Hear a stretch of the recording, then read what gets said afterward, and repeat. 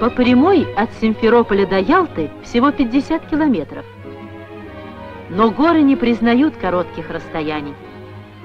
Не всякий легко выдерживает 4-часовое утомительное путешествие по трассе, вьющейся будто лента серпантина. И только одному автобусу горы нипочем. Этот автобус воздушный.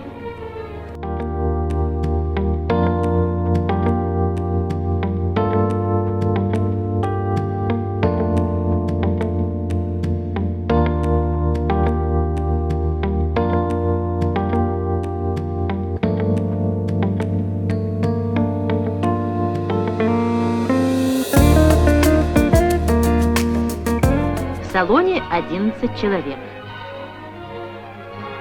Дорога лежит напрямик. Лететь над горами намного приятнее, чем по ним ехать. К тому же это гораздо быстрее. 20 минут, и рейсовый вертолет прибывает в Ялту.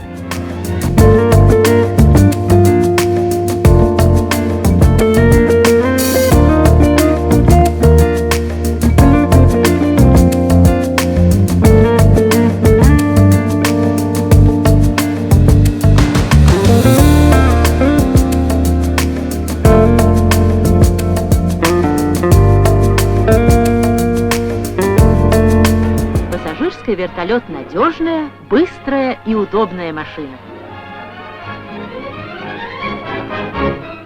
Стоимость проезда в нем не намного дороже, чем в обычном автобусе.